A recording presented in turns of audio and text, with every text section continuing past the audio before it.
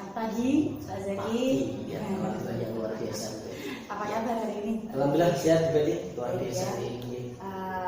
Nanti kan rencananya saya mau ini ya pembelajaran Pak Zaki mau pengen bersama ya. Ya. Pengen tahu dulu nanti untuk pembelajaran hari ini materinya apa nanti? Materinya hari ini yaitu masih di tema 4 berarti subtema 1.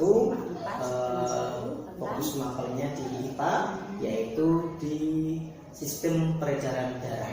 Sistem peredaran darah. Jadi fokus dari IPA ya. Yeah. Terus untuk persiapan untuk nanti?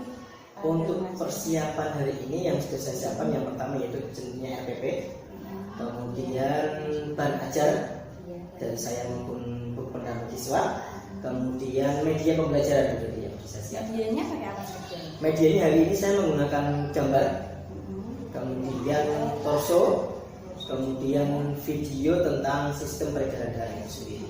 Media pembelajaran ya. Ya. Ada buku-bukunya? Ada buku pendamping ada, yaitu ada buku siswa. Ya. Ya. Oke, terus kalau untuk nanti metodenya yang dipakai apa? Metodenya nanti saya pakainya PBL, diskusi dan tanya jawab. Ya. Oke, berarti ini sudah pakai gambar, terus video pembelajaran. Ya. Terus untuk yang diferensiasinya? Jadi persiapannya saya ini menyiapkan ini Bu, perangkatnya ya, media dan lain-lain. Kemudian prosesnya nanti saya pertama memaparkan dulu terkait dengan peredaran darah itu. Kemudian saya membentuk kelompok-kelompok kecil di kelas yang terdiri 4 sampai 6 anak. Tentunya ketika membagi saya akan mempertimbangkan beberapa aspek yang penting anak nyaman. Kemudian yang selanjutnya anak-anak diskusi. Setelah itu nanti melihat gambar, melihat torso, kemudian melihat tayang yang nanti akan saya perlihatkan itu. Setelah itu anak mengamati dan berdiskusi. Tapi sudah diferensiasi konten sama prosesnya sudah masuk. Ya. Untuk yang diferensiasi produknya nanti dari hasil proses itu harapan saya nanti anak-anak contohnya yang pertama bisa menulis kembali apa yang sudah mereka lihat. Yang kedua nanti anak-anak bisa menggambar dari proses peredaran darah itu sendiri. Yang kemudian nanti menggambar. Kemudian yang ketiga anak nanti yang dia pandai dibicara, nanti tampil ke depan membicarakan lagi dan menceritakan alur proses peredaran darah itu sendiri. Jadi di diferensiasi produknya sudah ada anak yang bisa senang menulis, kemudian gambar, kemudian yang pandai ngobrol, banyak bicara dia nanti di ininya ya. Keterampilan bicaranya. Oke, kayaknya persiapannya sudah matang sekali nih Pak Yedi ya. Semoga nanti sukses pembelajarannya. Saya nanti tak ikut mendampingi di sana. Oke, monggo boleh. Makasih. Ya, sama-sama. Ya, terima kasih Bu.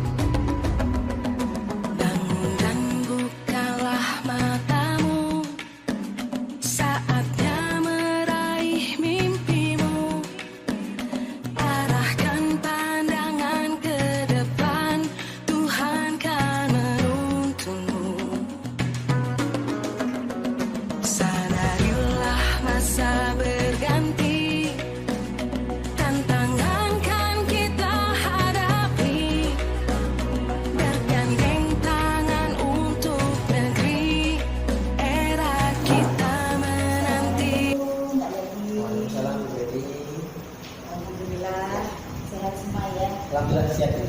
Tadi saya udah melihat pembelajaran di kelas Mas Zaki ya. Sudah bagus pembelajaran yang Pak Zaki laksanakan tadi sesuai dengan supervisi pembelajaran kemarin yang kita lakukan tadi ya. Oke, terus kalau boleh tahu tadi tujuan pembelajarannya apa? Tujuan pembelajaran tadi yang saya lakukan adalah anak bisa mengetahui proses alur dari peredaran darah. Nah itu adalah ada di tema 4, subtema 1. Pelajaran kelas 5 di semester 1. Pembelajaran tentang peredaran darah ya. Kira-kira tadi waktu Pak Zaki pembelajaran itu ada masalah yang dihadapi nggak? Kendalanya ada? Tentunya ada. Nah kendala yang saya hadapi itu ketika saya kan mencoba anak-anak untuk saya kelompokkan. Jadi saya bantu beberapa kelompok, kemudian pembelajaran yang bisa lakukan adalah dengan berbagai macam media pembelajaran yang saya gunakan, termasuk ada torso, kemudian juga ada tayangan video dari proses alur pembelajaran dari itu. Nah kemudian kendala yang saya hadapi ketika anak-anak itu saya kelompokkan, ternyata ada beberapa kendala. Jadi mungkin ada ketidakcocokan. Nah, yang saya bangun itu pertamanya adalah kenyamanan anak ketika dia dikelompokkan itu, saya kelompokkan. Ternyata ada dua kelompok yang antara anak itu tidak nyaman. Ya mungkin karena beda gender itu. Nah ini yang ternyata setelah saya amati itu ternyata beda gender laki-laki dan perempuan. Sehingga apa tadi proses pembelajaran kurang maksimal. Padahal tapi kalau saya lihat sudah pakai diferensiasi kontennya sudah masuk, diferensiasi proses juga sudah, diferensiasi produk juga sudah ada. Ternyata kendalanya ada pada saat pembagian kelompok tadi ya. Iya. Jadi saat pembagian kelompok ada anak yang kelompoknya itu kurang maksimal dalam kerja kelompok karena ternyata setelah Pak Zaki amati di perbedaan gender itu. Karena kan di sini kan anak pondok juga ya, mereka malu ya gitu ya. Oke. Kalau tadi juga saya baginya itu acak gitu. Oh, gitu. Jadi tujuan saya sebetulnya memang membuat anak itu lebih akrab dengan teman satu kelas, kita malah membuat mereka tidak nyaman. Oh, gitu.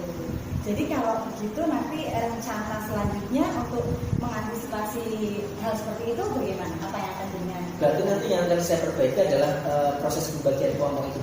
Jadi yang pertama kali yang saya tanamkan ke anak adalah nyaman.